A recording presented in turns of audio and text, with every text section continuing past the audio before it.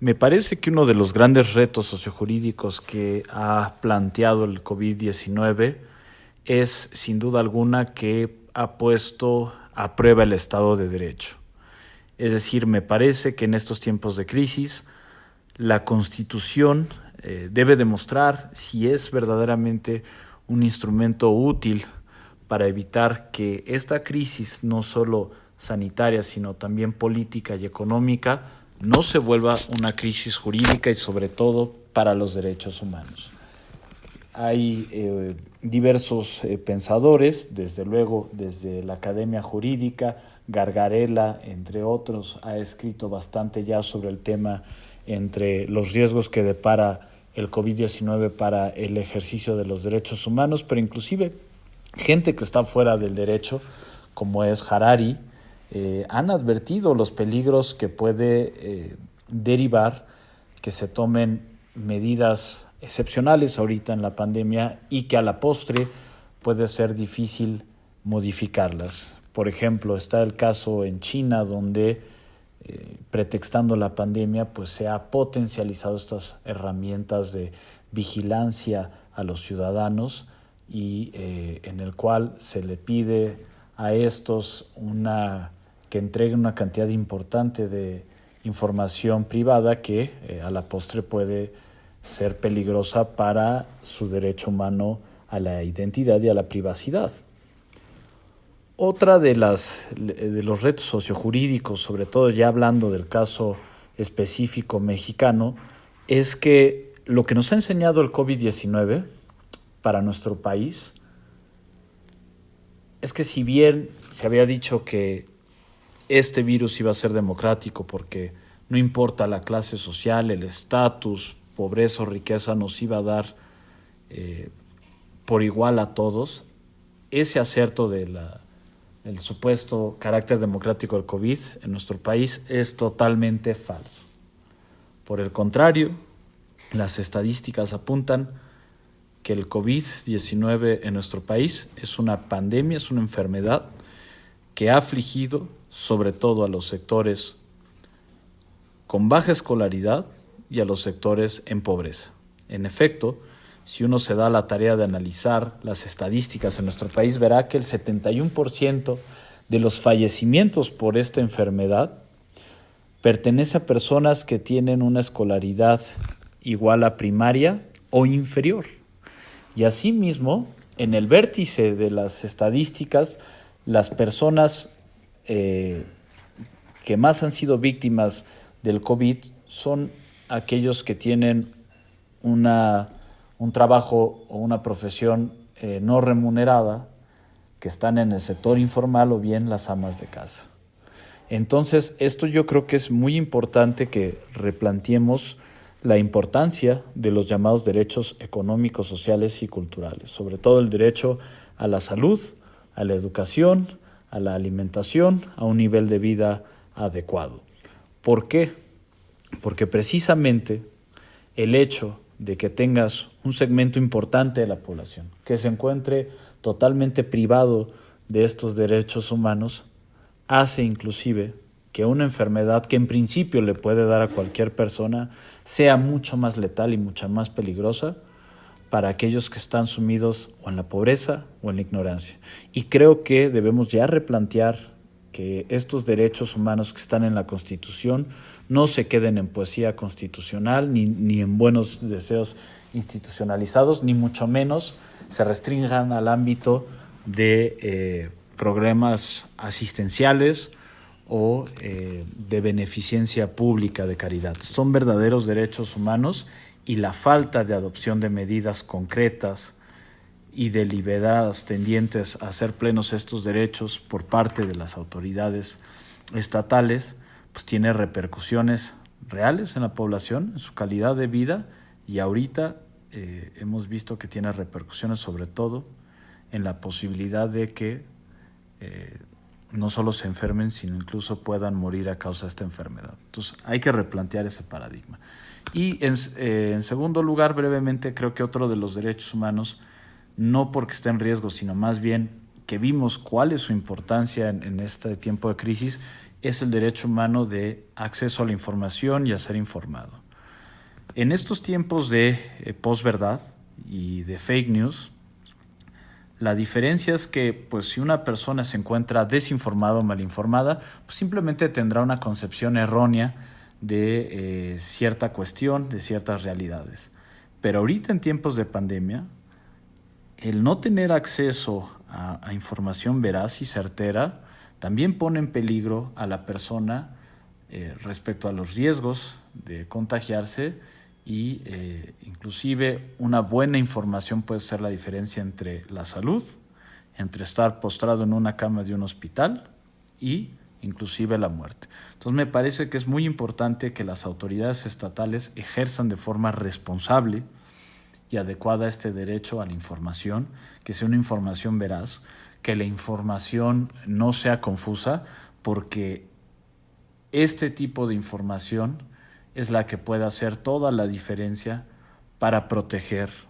a las personas y puedan tomar decisiones informadas acerca de cómo desarrollan sus actividades diarias.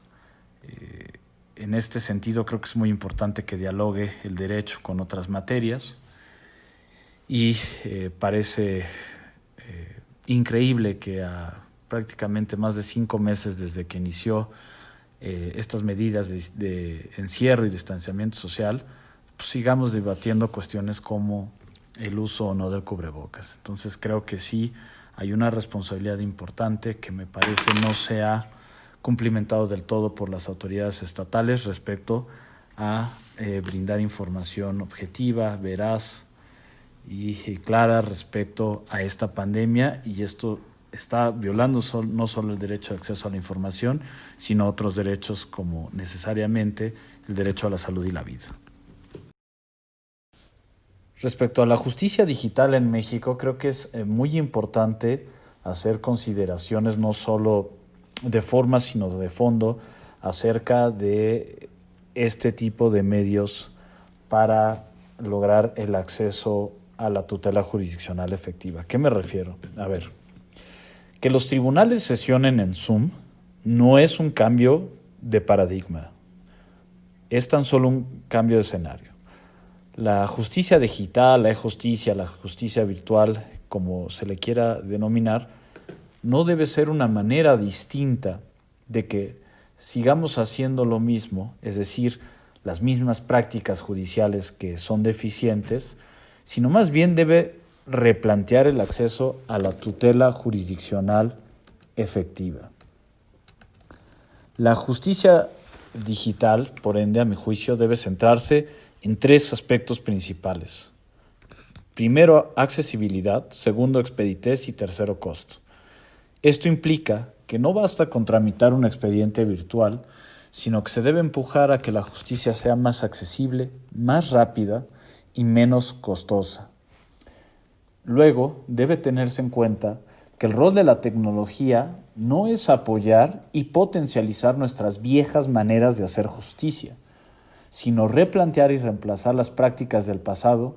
que la limitan u obstruyen. En conclusión, no debemos conformarnos con trasladar un sistema de justicia deficiente de un ámbito físico a uno virtual. La justicia digital debe ser, y creo que es, una oportunidad importante para revisar de fondo los problemas de acceso a la tutela jurisdiccional efectiva y empujar a cambios que beneficien a los justiciables. Ese es el cambio de paradigma y yo creo que esa debe ser la proyección que debemos tener de la justicia digital. De lo contrario, insisto, lo único que vamos a tener es un cambio de físico a virtual, pero esto no implica en sí por sí mismo ni un progreso ni un beneficio. Respecto a mis recomendaciones a los operadores jurídicos en esta transición a la justicia digital, pues creo que habríamos que retomar mucho de lo que he dicho. Es decir, creo que va a ser muy importante lo que le llaman el feedback, esto es la retroalimentación que los usuarios, los abogados, los litigantes, hagan respecto a los procedimientos virtuales que actualmente están operando ya en diversos fueros, en diversas jurisdicciones. Entonces, creo que sí va a ser muy importante que a partir de esta experiencia, en donde se transitó mucho a la justicia digital, a pesar de que ya había muchos juicios que se podían llevar en línea. Uno de los casos más claros es el contencioso administrativo en el ahora Tribunal Federal de Justicia Administrativa. Pero ahora con estos cambios sí me parece que los litigantes, los usuarios, pues tienen que mostrar cuáles son las debilidades, las dificultades, las barreras, las áreas de mejora e inclusive también los puntos de acierto de cómo están operando, tanto desde el aspecto de forma del software como de fondo, es decir, cómo se están realizando las diligencias, cómo están atendiendo las promociones, cómo se está resolviendo, cómo se está sesionando. Creo que eso va a ser muy importante. Y en segundo lugar, creo que también hay un elemento de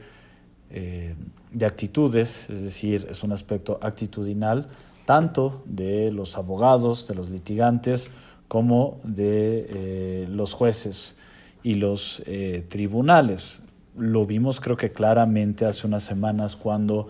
el Poder Judicial decide que una vez más empiecen a correr los plazos para la presentación de demandas, recursos y otras promociones. Pues vimos las imágenes, vimos los videos de los tribunales atiborrados de gente con muchísimas filas. Entonces creo que esto mostró que todavía hay muchos litigantes que no están cómodos o no están dispuestos a transitar y a empezar a darle oportunidad a estos procedimientos virtuales. Creo que es muy importante atender esas causas, atender esas preocupaciones, porque pues de lo contrario, si seguimos viendo a la justicia digital como algo subsidiario o accesorio, pues me parece que no va a tener el impacto que debería tener para que ya esté integrada y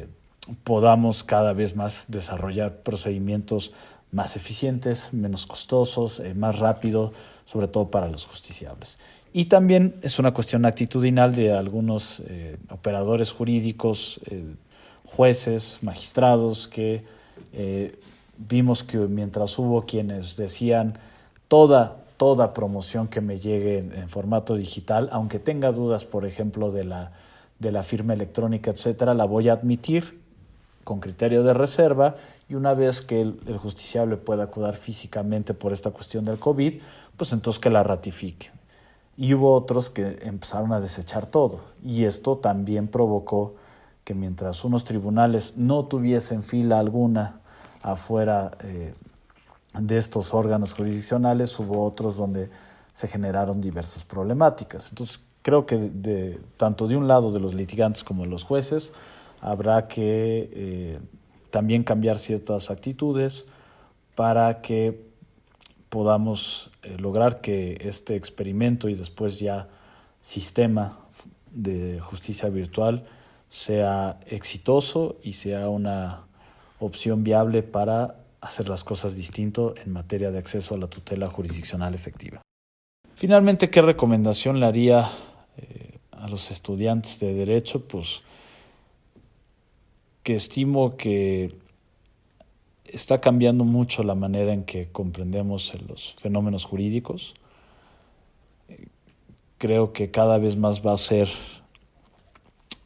más claro la importancia de los derechos humanos, de los derechos económicos, sociales y culturales, que el Estado tiene, sobre todo en estos momentos de crisis, una responsabilidad de atender a la Constitución, de replantear y ver aquellas fallas que tuvieron en la implementación de los derechos humanos, porque esto afecta, insisto, la calidad de vida, la posibilidad de que las personas se proteja su salud, su bienestar, etcétera. Entonces creo que la gran recomendación que le haría es, uno, se dediquen a lo que dediquen. Creo que tienen que tener un estudio importante acerca de los derechos humanos, porque está ya impregnando desde la reforma del 2011 la totalidad de esferas públicas e inclusive privadas. Ya lo vemos con obligaciones de las empresas en materia de derechos humanos. Segundo, creo que es importante que empiecen también a replantear que la forma en que usualmente trabajábamos aquellos que egresamos hace unos años no va a ser la misma.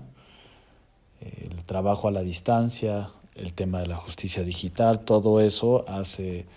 que va a haber cambios importantes de fondo y de forma en la manera en que se ejerce la abogacía. Y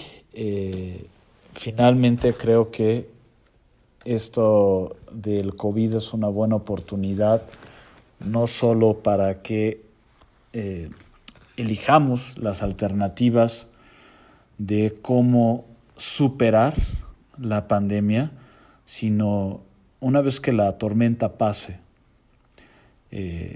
la humanidad tendrá que pensar en qué tipo de planeta, de sociedad queremos seguir viviendo. Entonces, siempre las crisis también son oportunidades y creo que podríamos replantear muchas cuestiones en materia de justicia social, en materia de medidas para lograr el goce de los derechos humanos, sobre todo de quienes se han visto más afectados por esta pandemia. Y creo que vienen retos bien interesantes para los estudiantes de Derecho y para los que ya ejercemos.